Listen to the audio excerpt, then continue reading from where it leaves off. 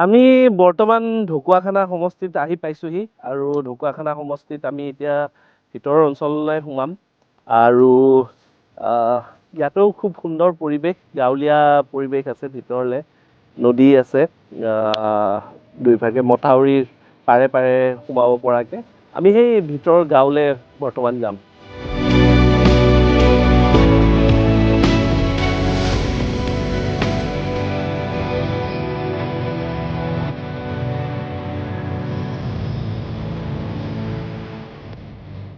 চিলাপথাৰ সোমাবলৈ হৈছে। চিলাপথাৰ অলপ আমি গৈ আৰু 30 কিলোমিটাৰ পিছত চিলাপথাৰ পাম।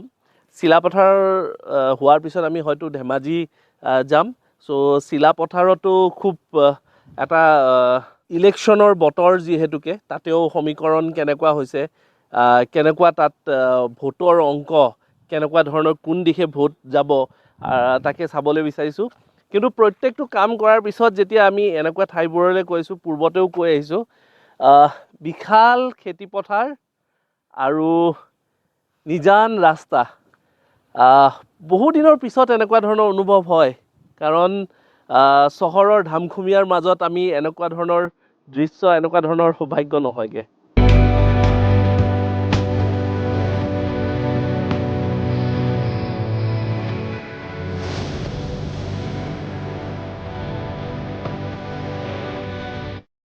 বগীবিল ব্ৰিজ পাৰ কৰি আছোঁ আৰু সেইপাৰে আমি বৰ্তমান 4-5টা সমষ্টি আজি আমি টাৰ্গেট কৰিছোঁ। ডিব্ৰুগড় সমষ্টি, খোৱাং সমষ্টি, আমি মাৰ্ঘেৰিটা যাম, তিনিচুকীয়া যাম আৰু শদিয়ালৈ যাবলৈ চেষ্টা কৰিম। শদিয়া সমষ্টিত মলিন চেতিয়া আৰু জগদীশ ভূঞা তেওঁলোকৰ প্ৰাৰ্থিত্ব আগবঢ়াইছে। আৰু এই ব্ৰিজখনে যিহেতুকে মই 20-25 বছৰৰ পৰা শ্ব' কৰি আহিছিলোঁ, এই ব্ৰিজখন নথকাৰ সময়ত আমি আগতে কিবা কাৰণত ধেমাজিত শ্ব' কৰিব লাগিলে আৰু দ্বিতীয় ডেষ্টিনেশ্যন যদি আমাৰ ডিব্ৰুগড় হয়, আমি এক পাক ঘূৰি আহিবলগীয়া হৈছিলে। এতিয়া মাত্ৰ আধা ঘণ্টা বা 1 ঘণ্টাৰ এটা জাৰ্ণি হৈ গৈছে, মানে ইমান চমু হৈ গৈছে। চ' কিছু সংখ্যক ব্ৰিজে সঁচাকৈ যাদুৰ নিচিনাকৈ কাম কৰিছে।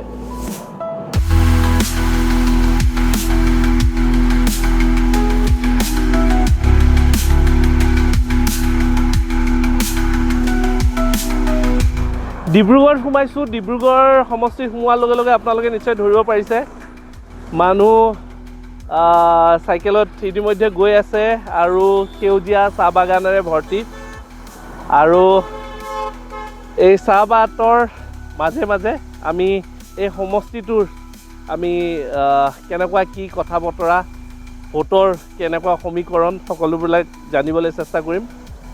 ডিব্ৰুগড়ৰ বিভিন্ন অঞ্চল যাম, প্ৰাৰ্থীসকলক লগ ধৰিম, চাওঁ হওক ইয়াতে কি পৰিস্থিতি, কি ছবি চলি আছে।